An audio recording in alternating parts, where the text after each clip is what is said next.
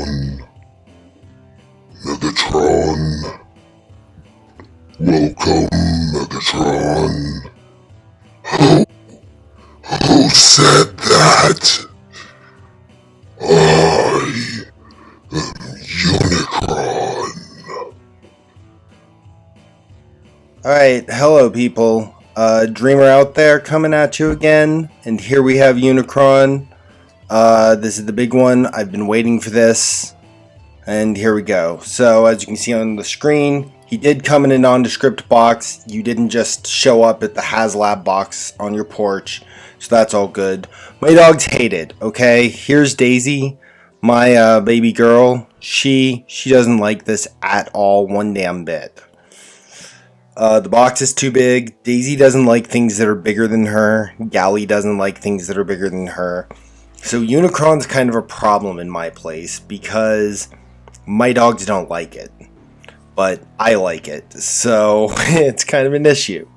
But okay. So here we go with the box. As you can see from this video, or here, whatever. I'm going to do a voiceover because I'm not relying on the shitty speaker on my cell phone, which is in a case. I'm going to record a voiceover, so there's no audio for a lot of this. However, I did leave in audio for when I'm moving joints and stuff, so you can hear all the clickety-clack of all of the ratchets. Okay, once again, Gally and Daisy, they are not about Unicron.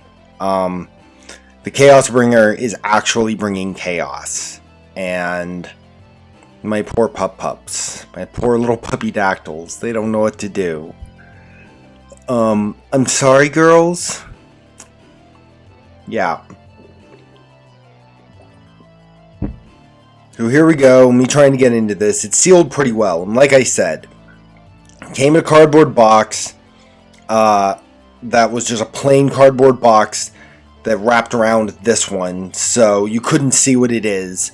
So don't worry about, getting delivered and everyone's like, oh my god, he got Unicron! No, that's not going to happen. And you need a signature for it. So okay, when you get it open, first thing, instruction booklet. Very helpful.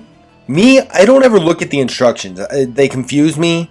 The visual guide without somebody teaching me. I'm a very visual learner and I need people to help me learn. So I never look at the instructions enough. There's a YouTuber. His name is Prime vs. Prime. He usually reviews stuff first out of anyone. He's one of the first ones. He's got several how-tos and abouts and question and answers about Unicron. I highly recommend going to his channel. I'll point out where to go later. But he shows a lot of the ins and outs about Unicron. And I watched his video on how to transform Unicron.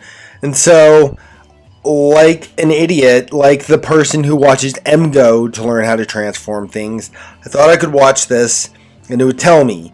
And you know what? 99%. Prime vs. Prime did help me transform it the first time. But I will say that I messed up a few things and I'm going to point them out and show them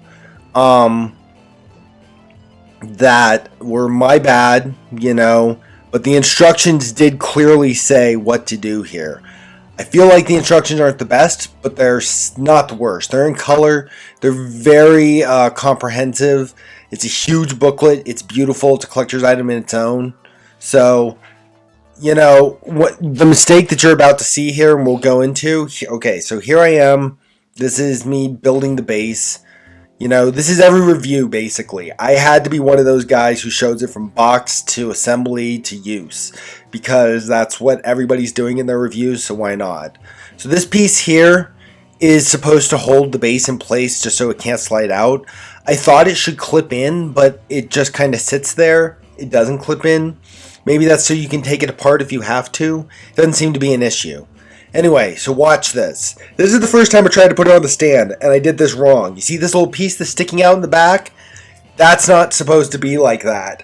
When you open your Unicron, you put them on the stand for the first time, do not do this. Do not put him on there with the little thing sticking out like that. You see me opening these to get the claws out? You have to do this on the bottom. You need to open the hemispheres. And that little piece right there will fold inside of the hemisphere so that it's not in the way. I'm opening up the top hemispheres to get the pincers out, but you're supposed to open up the bottom hemispheres in order to get that out, and I'll show you exactly what I'm talking about here in just a second. So this right here is the piece I'm talking about. It will be hanging out at the bottom because of how they package it, and what it is it closes off the bottom hemisphere of the planet if you don't have the stand and you just have the planet by itself. So see how I put it on the stand like this? Don't do that. Open the bottom two hemispheres and that piece will fold inside of them so that it's out of the way. Right here, I've got the top hemisphere open. You can see down into the bottom hemispheres. It goes right in there. And right here, page 31, yes. It shows you exactly what to do with that piece. So before you put this on the stand, you need to open the bottom hemispheres to get this piece in the right place. Don't make the same mistake as me. I don't think I damaged it, but it scared me that I did it wrong the first time. So yes. Don't be me. So after you've got it correctly on the stand, you've got to assemble a few pieces. These spiky pieces create the trench between the two hemispheres, and they kind of hang off and fit in interesting ways. You have to assemble this. It's easy. It's not hard at all. Put it in. They lock into place. They just attach. And then they go like this, and they complete the spike trench, or the tower trench, or city trench, or whatever those are, in the center. And then you put a little cap on the end, and that's it. So there you go. That's the whole planet without the planetary ring. And there's the planetary ring in the bag. The planetary ring confuses me. Oh, Daisy, she's not about Unicron. She's really not. So the ring's confusing, and I'll never get it right out of I'll never just transform it correctly the first time. I'm always going to do it wrong, and then realize I did it wrong, and then have to do it right. The ring is just kind of confusing to me, but it works really well. In order to transform it, you got to pull it apart on the top and bottom. Those are a bitch to get apart. It's good that they lock in together really well, but oh my god, it is kind of difficult to do. So, okay. Here is the big giant elephant in the room. The maw. It's unpainted. So look here in the cartoon. It's gold. The maw is gold. When the planet gets pulled in, it gets sucked in through hell, and there's all this glowing shit in the background. It looks like some kind of sci-fi acid trip from the 70s and 80s, and it looks like hell and something out of all those kind of cartoons. But here's the chomper and the processor, and it is gray. But look at this, all of this hellscape right here that's inside of his mouth when he's talking. The planet gets sucked, what he eats gets sucked through there, and then behind there is a gray chomper. So it's red on the inside with all this hellscape stuff going on when nothing's in there, but the chomper in the back is gray. Okay, so that isn't supposed to be gold, it isn't supposed to be red. The red is all this hellscape inside his mouth, and then around the mouth on the outside is all gold. So that's gold. But herein lies the issue. So look at this right here, the maw. What do you see? You see gears, you see a ring at the bottom, you see a ring on top, you see multiple interlocking pieces in the middle, you see all kinds of pieces that fit in here. There's anywhere from like 5 to 10 to maybe 20, not 20, but it's like 1, 2. There's a lot of pieces. There's at least 15 pieces in the maw. So in order to paint this stuff the way that you see it painted, they have to make a cast iron, like metal spraying station. They have to make a masking station to get all the paint on there right. So if people wanted that maw that's made out of like 15 different pieces painted, they would have to make multiple masking stations like this for every piece that goes in the maw. Or they would have to gang mold it all and print it differently. And probably the mass production process prohibited them from painting it the way that it was painted, or from gang molding it the way that they had the prototype gang molded, or 3D printed. So the reason that we wound up with this like this is because when it came down to the gang molding and they were all in one color in the plastic, they didn't have the budget to create all the extra spraying stations. And so by not creating the spraying stations, they saved the consumer another $100 or $200 on the price. That is why the maw is not painted, because of all of the pieces and parts. Now here you can see It comes with gap fillers for all of the screw holes. They mostly just pop in place. I haven't had any that have fallen out. They kind of thoop and they'll pop in. Here you can see me putting them in. But yeah, the gap fillers are really easy. Put the gap fillers in when he's in robot mode. It's meant to be done that way. It's really easy. No big deal. So yes, that's why we wound up with an unpainted maw, because it's made out of 15 different pieces. And okay, here we go with the first transformation. As you can see, the planetary ring is hard to get apart. Not impossible, but hard. It's firm. So that's why we got an unpainted maw, because it's made out of 15, 20 different pieces. And they would have to have metal spraying and masking stations for every one of those pieces in order to paint them. And the gang molding meant they came out in a certain color that wasn't the color it needed to be. So that's why it's not painted, because it would cost the consumers an extra $200 to set up another section of the factory to mask all 20 pieces that go into the maw. So that's why it's unpainted. I'm repeating myself, but I'm just trying to regurgitate all the information I've got stored in my head for this review. So, does it bother me? Am I upset? Am I going to complain like I've heard people upset and complaining online? Saying, fans should get what they paid for and what they expect. And if you're going to spend $600, you need to get this. Maybe we can get Legal Eagle involved in this. Maybe Hasbro has to deal with this. Maybe we can sue them. Maybe there's some laws Hasbro owes us. Maybe we can sue them for this. What can we do to get compensation for this? There is no compensation, guys. There is nothing to be done. Hasbro didn't screw you over. They saved $200 off each person's Unicron by not creating an extra section in the factory to do the masking and spray painting of the 20 to 15 pieces that make up the maw. That's what's going on. As for how this transformation works, go see Prime vs. Prime. He's got very comprehensive and in-depth videos. I'm not going to explain it because there are other channels that's their thing, is explaining transforms, and they're much better at it than me. I'm just going to show it to you. So, the first time through this transform, it was pretty screwy. I had to stop on the legs and go check Prime vs. Prime to see what I was doing. But once I figured out how it all fit together, there were big there were big peg holes, and there were big slots, and everything locks into place, and there are these big support pylons that fold down. And the top hemispheres lock onto the back of the legs, or the bottom hemispheres lock onto the side of the legs. And once it fits together, it forms a pretty cohesive form, which for being a planet former, I'm okay with that.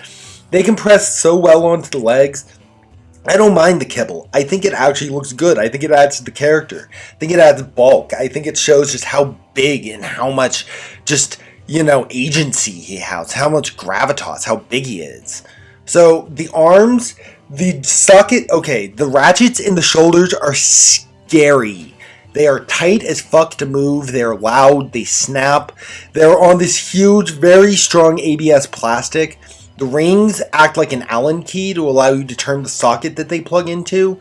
I wish, like Prime vs. Prime said, that this had come with an Allen key that you could lock in there to turn the sockets, because I don't like using the rings here to turn the sockets on the shoulders. And like I said, the ratchets on the shoulders are scary. Prime vs. Prime shows you how to properly transform it and move it so that you don't cause any untoward damage or wear and tear or excess wear and tear to the shoulders, how they lock in. And those ratchets, I don't know how they're going to do over time, but they're scary. But here we go. Here he is in his robot form. I've got the battle damage faceplate on. As everybody knows, he's got multiple faceplates. We'll get into that. Here's Dinobot standing on top of him. This is the very first comparison shot in the video. Random place to put it, but I thought it fit. It's one of my favorite pictures I've taken. So, Dinobot in comparison to the Chaos Bringer. Here we go. I hope you like seeing that. So, okay. Unicron. I've changed the faceplate here. I've changed the chin. I like the goatee the best. I think I'm going to keep him with the goatee. So right here, okay, you can hear the ratchet on this thing. Okay. You can hear the ratchet on this thing. You can hear how it all moves. There is a locking mechanism that locks into the ratcheted shoulder right there for it to go up and down. That locking mechanism, because the shoulder is so heavy, and everything, sometimes it loses it and it lets go. It's spring loaded, you just pull it back and forth, but it's supposed to lock the shoulder in place. So here we go, there's the other faceplate again. Here's the face. You can see the moving eyes behind the faceplate. It's hard to see the moving eyes behind the eyes that aren't battle damaged. The normal ones are painted, and it's like near impossible to see him. Okay, here he is, Ahmed the terrorist from Jeff Dunham, from, I think that's his name, right? The comedian Jeff Dunham. And that, if I'm getting his name wrong, I apologize, but I don't think so. So the teeth aren't painted. People don't like that the bottom teeth aren't painted, dude. Little silver paint, very easy to put on there, no big deal. This is how you change the chin and the face plates. They just lock in place. So the bottom teeth aren't painted, and people aren't about that. It's going to take me less than a minute to paint those. Maybe 2 with the second coat. And then the head just pops right into place. So the painted teeth, not a problem. The unpainted inside of the hands, not a problem. The unpainted maw, not a problem. So here we go. Now here, okay, you can see that the neck is on a very generous joint, so he can look up, go, see squirrels, like Emgo is going to say that he can do when he does his review. Okay, Prime versus Prime. This is the video that I watched that shows you how to transform. He goes over all the shoulder stuff, all the ratchet stuff, how to move the arms, how to transform it. Check that out, as well as read the instructions. Just believe me, it'll save you some trouble and some scares that I had. Okay, Prime versus Prime, he'll help you out. So here, you can hear these shoulders moving. You can hear these fucking ratchets. So right there, you can see the one of the planetary rings let go. The ratchet was God, the shoulder ratchets are so tight and so strong and so scary. You can see that one of the rings fell in back. I didn't even notice while I was doing this. That is how just like this thing is. I was just trying to move the arm. The fucking thing came unloose or came undone and fell. But here you can see articulation of the arm as well as the hands. The fingers are all jointed. Every single finger's on a joint. You can say, hey, fuck you, buddy. I'm about to eat this planet. Get out of my way. This is my planet. No. Like, if he ever runs into Ego from Marvel, tell Ego to go get fucked because it's his planet. Okay, so the arms can go up. You can raise it up like this. Right there, you can see the little ratchet that holds the shoulder in place came undone. Spring loaded, sometimes it'll let go, just lock it back in, it'll keep it loaded. But the arms will raise up on bicep swivels or bicep raise. The horns can both move. The elbows move. He's got bicep swivel, and the hands are all articulated. And like I said, to move the rings on the shoulders, they basically act like Allen keys that are going to turn it and move it. And, those ratchets, oh my god. So here, you pick up the skirt, and the leg can kick up this much with articulation. The knee will bend, it's not that bad of a ratchet. The foot has ankle tilt, ankle rocker joint. His toes will bend. The knee bends that much. The leg can go out that much so he can kick a planet. If he doesn't like a planet, he can kick it. He can side kick it. He can pretty much do the splits. He can do the splits on a planet if he wanted to do that because he's Unicron. Unicron can do what he wants to do. So he can do the splits. He can kick behind him due to transform. So he's got a very wicked back kick. But that's mostly due to transform. Here you can see he does have a waist swivel. On a ratchet, again, a strong ratchet, but not like the shoulders. The shoulder ratchets are freaking scary, man. That's all I can say is that they're scary. Okay, let me rotate him here a little. Yeah, so that see the kibble on the legs just fold up and they form just such an interesting form. They look so cool. They just form like they're a big mess and they're a bunch of junk on there. But they make just a really big, awesome leg for him. And he's such a big guy that I'm good with it. I like the backpack too. Okay, the backpack's a little big. It's a little much, but I'm okay with it. Like I said, I like this better than Studio Cell because, okay, right here, we'll get back to Studio Cell. Right here, what I'm trying to show in this part of the video is that there is a little joint, there is a socket, and there is a place, and there is a inside of here there is a peg or a lock that locks into place, and that locks all that kibble onto the leg. I had trouble connecting that, but the second time I turned him into the robot, all you have to do is really just push hard and it'll lock right into place. But there's a lock on there that you can get for the ankle. So that's what I was pointing out right there, is that there's a locking mechanism right there that you need to push in. The second time I turned him into a robot, it was a lot easier to get that. So here's me stumbling my way back through getting him into planet mode again. Like I said, I like this better in Studio Cell because Studio Cell is smaller and it's more complex. And this robot right here, I don't think I'm going to transform him very often. He takes me about a half an hour to transform, and it's a workout. I'm sweating by the time I'm done transforming him. He is big, he's hefty, he's ginormous, he's the biggest transformer ever made. He deserves every inch of everything. Now, you see me messing around with this guy, like pushing on the top and the back. It's because I couldn't get the top to kind of lock in place right. I'm putting together the hemispheres here. The top I couldn't get completely flush, and I couldn't get it to go back in the right way. And for a minute, I was stumped with it, and I couldn't figure out why this thing isn't going in there. And what it was, I didn't have the feet in the right position when it was folded in. So if you have this problem where in the back, I almost poked myself right there.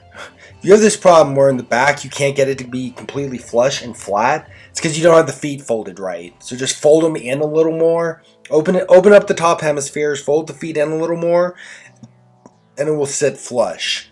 But like right here, I'm struggling just to get this to go flush, and it's simple. This is a simple shell former. Studio Cell is so complex compared to this. I could imagine being frustrated for an hour trying to figure out Studio Cell. I'm not doing it. This is the only one that I need. So see right here, I couldn't get the thing to completely lock in flush and right. Luckily, this is strong ABS plastic, so it can withstand some pressure. They are just not having this. They don't like Unicron. My poor puppies. Strong ABS plastic, so it can withstand some pressure and some misuse and some abuse. But like right here, the reason it's not locking in is because the feet were up too high. So open up the hemispheres, push the feet down, and this will lock into place just perfect. That was the only problem right there. So far those have been my only three things. Is the clips on the shoulders come undone a little. There are clips on the ankles, which you have to push them in. Yeah, the dogs are not about Unicron at all, okay? They're just not. They need you to know this. So there are clips in the ankles that when you turn them into robot mode, you need to just push them just right and they go right in. The second time, no problem with it. Clips in the shoulders, again, will come undone, but they're okay. And then, besides from that, get the feet in the right position and the hemispheres will go together perfectly. So here, we're going to talk about the stand that holds the head in the space shuttle. Okay, first of all, people on the internet reported getting blob formers. So some of the first people who got theirs, I think in China, they got blobs for the minifigures that came with them. And this is a picture from the internet of the minifigures that somebody received with their Unicron in China or Vietnam or somewhere over there. And mine are not blobs. Mine are actually very well defined, very well cut. Galvatron looked like Galvatron. You can see the fire symbol on Hot Rod's chest. They came out perfect. So my minifigures are perfect. I have no qualms with mine. Here's the top of the shuttle. Here's the bottom of the shuttle. Here's the stand, the figures, and the shuttle. I can't show you them with Optimus Prime, unfortunately, from the Centurion set, because I managed to lose him in the time I waited for Unicron. So I don't have the minifigure of Optimus Prime to go with Galvatron and Hot Rod because I misplaced him, or I swept him up and lost him when sweeping up dog hair, or I threw him away, or he's somewhere, or I hit him so well I forgot where he was, but I don't know where my minifigure of Optimus is. So here is G2 customized Megatron size comparison with Unicron. This is your size comparison now.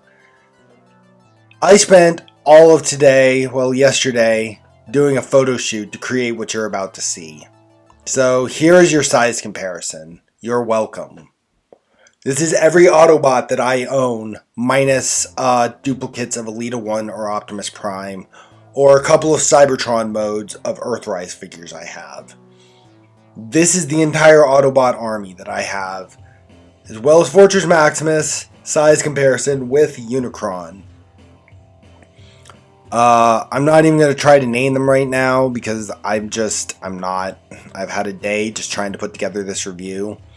This is Where's Waldo with Transformers. So if you've got a favorite character or a favorite figure, odds are I might have him in here.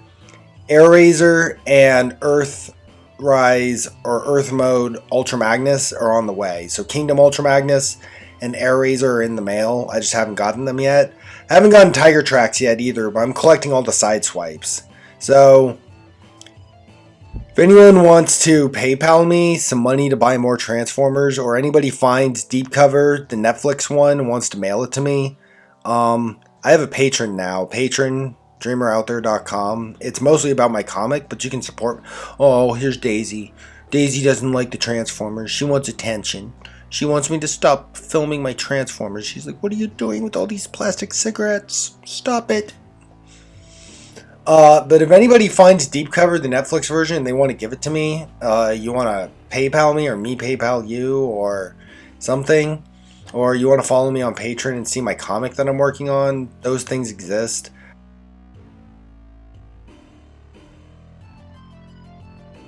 Patreon is Dreamer Out There, Patreon/Dreamer Out There. So anyway, if anybody wants to help me collect them, you know, I'm not expecting that, but I want the next Deep Cover because I'm collecting all the side swipes. This is all my Autobots, so it's a lot. I know it's a lot.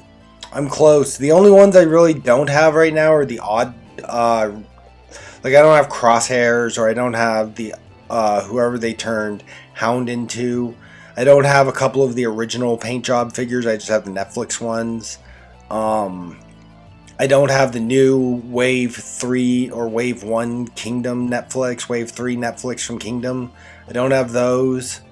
But I've got most of Kingdom Wave 1 and 2. I've got all the Studio Series 86. I've got most of Siege, Earthrise, and Kingdom so far. Yeah. You know. And I don't expect support, you know. I'm mostly invisible on the internet, and that mostly works for me. Because when people support you and they expect things from you, that's like stressful and stuff. But, you know, if somebody wants to help me find some Transformers, or they find a Transformer and they want to give it to me and want me to review it, I'll totally be down to do stuff like that. But, yes, I figured if I'm reviewing the biggest Transformer in the world and I need a size comparison for him and everybody needs to see what he looks like, what better way to do that than to just break out both armies? So this is the Autobots right here compared to Unicron. He dwarfs everybody, even Fortress Maximus, he dwarfs him. Fortress Maximus is standing a little higher than he is. Yeah, Rat Trap, you can see he's standing next to his great aunt RC. Also, real quick, if anyone's noticed, the way I've been editing this video with all the shifting boxes going back and forth, it's supposed to look like the Magic of the Cybernet Space Cube from Transformers Generation 2 cartoon, because I grew up with that as a kid, and that's how I originally saw the G1 cartoon. So, if you noticed that and how I've been editing this video, that's why. Just fun fact real quick. Yes. Here we go again with the moving eyes. You see the moving eyes best in the battle damaged face. That's the best I can say for that. The battle damaged face all the way. I like it. What's the explanation why his face is messed up but not his body? Maybe he got messed up in a battle long ago against Primus and he never fixed his face, but his body's been fine. I don't know, whatever. Anyway, Autobots here, right? And that's the Netflix Optimus Prime. I have all of the Earthrise Optimus Primes. That Earthrise Optimus Prime is just the best Optimus Prime there is. So here we've got one last look at the Autobot army. Size comparison with Unicron. Even Jetfire and Grimlock, they just look tiny next to him. Jetfire, even Skylynx is like a little puppy next to him. So here we go. Here are our Decepticons. Got a lot of car formers, a lot of refractors. We've got a lot of Tetrajets. We've got a lot of Coneheads. We've got a Sweep. We've got Armada or Cyclonus, whoever you want him to be. I've got the elusive Cybertronian Skywarp. It's the most expensive one I own besides Unicron. And Devastator, maybe? I don't know.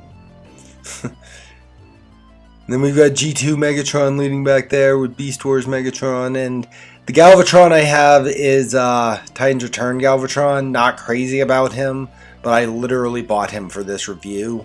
I will get the Kingdom Galvatron the second he is out. Yeah, Double Dealer, you know, I wasn't crazy about Double Dealer. I'm not gonna lie. Double Dealer, yeah. And Astro Train, he looks cool, but he's just kind of there. Okay. Let me say fuck Target exclusives. Target exclusives or Scalper exclusives. Ramjet right there, the red one, the red cone head. I paid double the MSRP price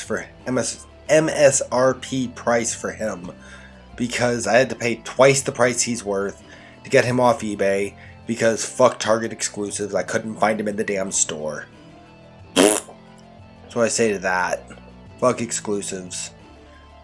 I've had to jump on so many pre-orders and so many buys and so many hunts just to get the exclusives. And go scouring Walmarts during the pandemic just to get the damn exclusives. I get it. It's business 101, business acumen. I get it. But Jesus freaking... Not about the exclusives. I've got them. I got them, obviously. I did it. But geez, it hasn't been easy. I know it looks easy because I got them all right here, but it's goddamn not.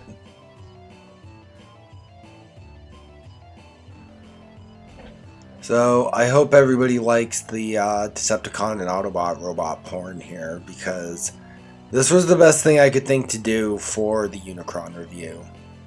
Aside from that, Unicron's amazing. He's perfect.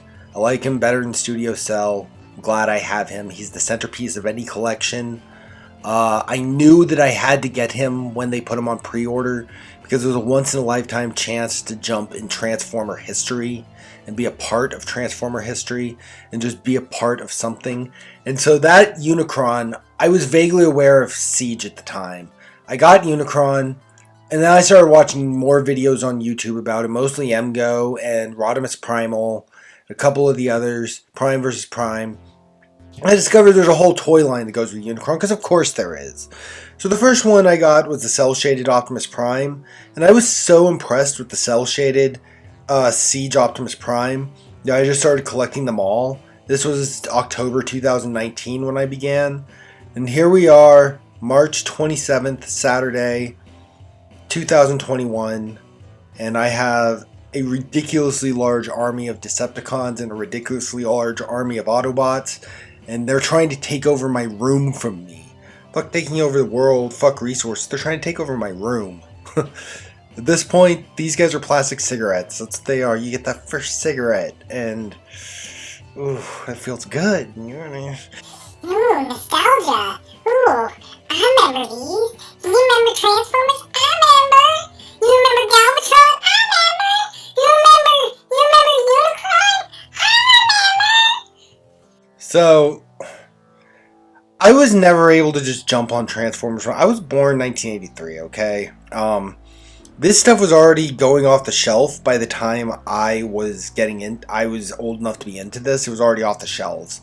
My first Optimus Prime was Power Master Optimus Prime. My first Megatron was G2 Megatron. That's why I love this G2 Megatron right here so much.